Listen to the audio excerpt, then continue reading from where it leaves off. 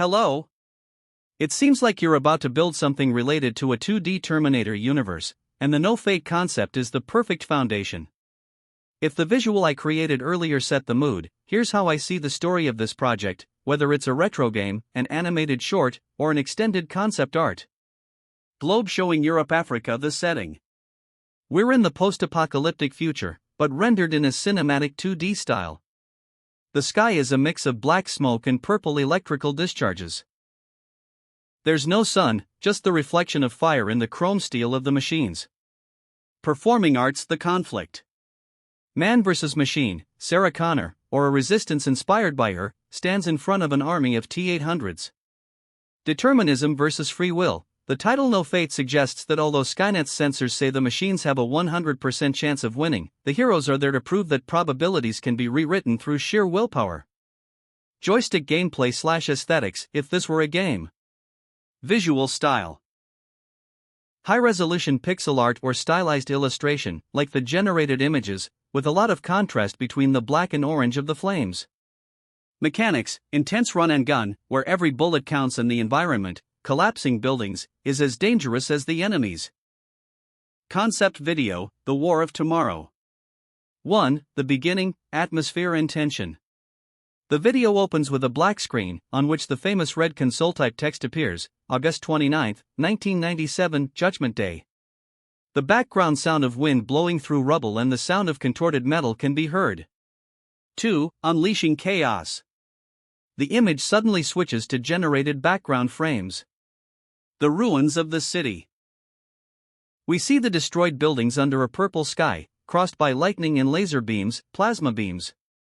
HK Tank, Hunter-Killer: a sequence in which the tank's tracks crush human skulls on the ground, while fire consumes everything around. The camera moves slowly, providing a parallax perspective, 2.5D effect.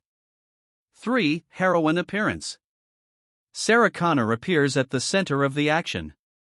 It's not just a static image.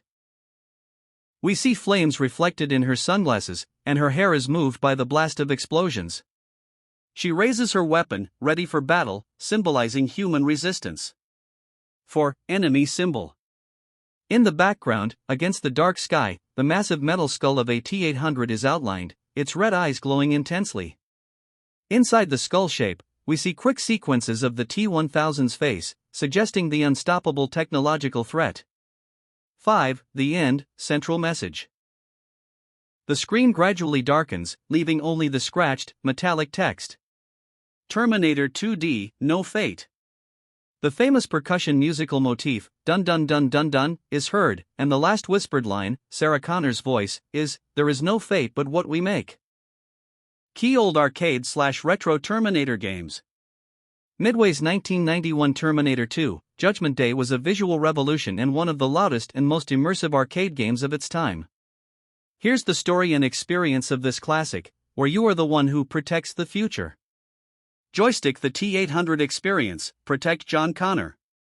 Unlike other Terminator games, Midway puts you directly behind the eyes of a reprogrammed Cyberdyne Systems Model 101 T-800. 1. Future Fight, year 2029. The game doesn't start in 1995, but right in the middle of the apocalyptic war. As the player, you are on the front lines of the resistance.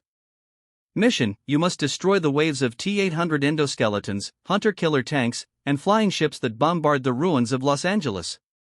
The feel: the original cockpit had a fixed, heavy machine gun that vibrated violently, force feedback, every time you fired, giving you that raw Terminator power. 2. Journey to the past, 1995. After the resistance wins the battle in the future, you're sent back in time. Here, the game closely follows the film's narrative thread. The sewers of LA, the iconic chase scene with the T-1000 driving a truck. Cyberdyne Systems, you must defend the headquarters while Sarah and John destroy the data that leads to the creation of Skynet. The Smelter, the final duel with the T-1000, where you must push it into molten steel using a barrage of bullets and grenades. Terminator 2, the arcade game, 1992/1993 home conversions, ZENES, Genesis, Game Boy, of the arcade hit. Television atmosphere, the living room becomes a battlefield. When you inserted the cartridge into the console, the first barrier was the sound. Instead of the massive arcade audio system, you heard a slightly distorted digitized version of the theme song. However, when Arnold's face appeared and you heard that metallic excellent, you knew something serious was coming. Video game cursor combat, manual versus technology. Most of us didn't have the plastic guns, Super Scope or Menacer, so we used the D-pad. It was a test of superhuman reflexes. You had to sweep the screen from left to right to destroy missiles and endoskeletons, while your thumb went numb on the fire button. The game became a stress management game. You had to pay attention to the energy bar and the overheating of the machine gun, just like a Terminator calculating its resources. Framed picture the visuals, pixel art that mimicked reality. Although 16-bit consoles couldn't play arcade video, Midway's artists did wonders. The explosions, they were satisfying. When you destroyed an HK tank, the screen would fill with orange and white pixels.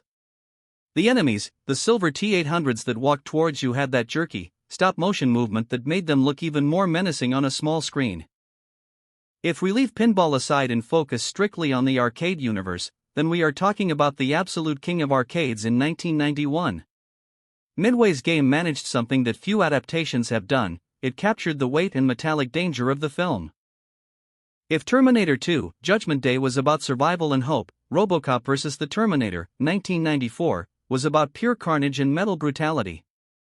It was the ultimate 90s crossover, a dream come true for fans who would debate in the schoolyard who would win if Alex Murphy fought a T-800. The game wasn't just a simple action title, it was a visceral experience, especially on the Sega Genesis console, where it remained legendary for a few very specific reasons. Drop of Blood 1. Unprecedented violence, Genesis version. Unlike other games of the era, the Sega version was incredibly bloody. When RoboCop shot human enemies, they literally exploded in clouds of red pixels. The atmosphere was much darker and dirtier than on the SNES, perfectly capturing the cynicism of both franchises. Robot Face 2. Story, a technological nightmare. The script was based in part on the comics written by Frank Miller. Premise, RoboCop's Murphy. Consciousness becomes, without his will, the foundation on which Skynet will be built in the future. Murphy must fight his way through present-day Detroit, reach the post-apocalyptic future, and destroy Skynet's core to erase his own fingerprint from the history of machines. Video Game 3. Gameplay, One-Man Army. The game was an extremely fast-paced side-scrolling run-and-gun. RoboCop was no longer the slow character from the movies. Here he was jumping, climbing ladders, and wielding a devastating arsenal. Plasma rifle, a weapon that could melt the Terminator in seconds. ED-209 and T-800, you fought massive bosses. Seeing ED-209, from RoboCop, fighting alongside a Terminator was the height of pop culture at the time. If you like it, you play it. It's not about views or being a simple subscriber watching from a distance, it's about that direct experience, with your fingers on the buttons, or the trigger of the arcade machine gun, where you are the one who decides whether Judgment Day comes or not. Those who only watch on YouTube miss exactly the essence. The adrenaline rush when you hear the sound of metal hitting metal. The satisfaction of taking down a T-1000 after you've used up your last supply of ammo. Total control over that mantra, no fate but what we make. So, thanks for the luck. See you in 2029, or in front of the console. Mechanical arm fire. Respect for the attitude. Get playing and destroy them all.